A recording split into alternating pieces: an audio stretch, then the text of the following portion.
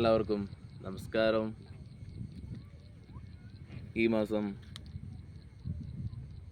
28 തൃശ്ശൂരിൽ വെച്ച് divine bliss എന്ന് പറയുന്ന ലൈവ് ഇവൻറ്റ് നടക്കുന്നുണ്ട്. പല ആളുകളും ചോദിക്കുന്നുണ്ട്, ഗുരുജി എന്നാണ് ലൈവായിട്ടുള്ള ശിവരാത്രിക്ക് ശേഷം നമ്മളൊരു ഹയർ ലെവൽ മെഡിറ്റേഷൻ പ്രോഗ്രാംസ് ഒന്നും കണ്ടക്ട് ചെയ്തിട്ടില്ല. ഇതൊരു എനർജി രീതിയിലായതുകൊണ്ടും അതിന് കുറച്ച് ഗ്യാപ്പ് ഇട്ട് മാത്രമേ ഇങ്ങനെയൊക്കെയുള്ള പ്രോഗ്രാംസ് നമുക്ക് കണ്ടക്ട് ചെയ്യാൻ പറ്റുള്ളൂ. പരമാത്മാവിനെ പരമാനന്ദമായി നമുക്ക് വിശേഷിപ്പിക്കാൻ പറ്റുള്ളൂ. അദ്വൈതവും ഉപനിഷത്തും ശൈവ സിദ്ധാന്തവും സിദ്ധയോഗിയും എല്ലാം പറയുന്നത് പരമാനന്ദത്തെയാണ്. ഇത് വായിച്ചത് ഞാൻ കുറച്ച് വൈകിയാണ്, ഇത് അനുഭവിച്ചതിന് ശേഷമായിപ്പോയി. ഒരു ഗുരു പൂർണ്ണനായിരിക്കുമ്പം ആ ഗുരുവിൻ്റെ സാന്നിധ്യം നിങ്ങളെ മെഡിറ്റേഷൻ്റെ ആഴങ്ങളെ അറിയിക്കും, ആ സ്പന്ദനത്തെ നിങ്ങളെ അറിയിക്കും. ഇതിനുള്ളൊരു സാധ്യതയാണ് ഈ മാസം 28 തൃശ്ശൂരിൽ ഒരുങ്ങുന്നത്. എന്താണ് ഡിവൈൻ ബ്ലിസ് എന്ന് എക്സ്പീരിയൻസ് ചെയ്യാനായിട്ടുള്ളൊരു പ്രോഗ്രാം, ഒരു ക്ലാസ്സോ തിയറിയോ ഒന്നുമല്ല. നിങ്ങൾ തന്നെ അവെയർ ആവുന്ന, നിങ്ങൾ തന്നെ അവെയർനെസ്സിലേക്ക് കടക്കുന്ന ഒരു പ്രോസസ്സാണ്. ഇതൊരു ജീവനാണ്. നമുക്കൊരു മനസ്സുണ്ടെങ്കിൽ, നമുക്കൊരു പ്രാണനുണ്ടെങ്കിൽ നാം അതാണ്.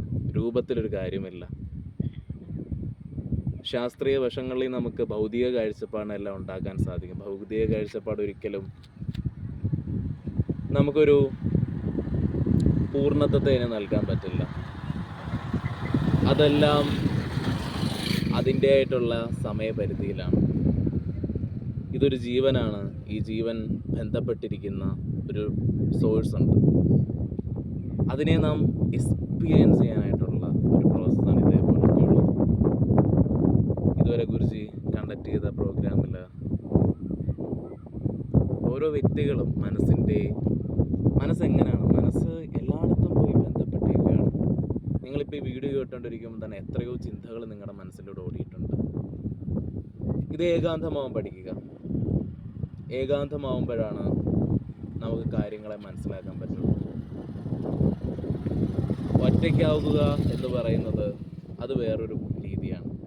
എന്നാൽ ഏകാന്തമാവുക എന്ന് പറയുന്നത് അതൊരു പ്രോസസ്സാണ്. ആരോടൊപ്പമാണെങ്കിലും നമുക്ക് ഏകാന്തമാവാൻ പറ്റും.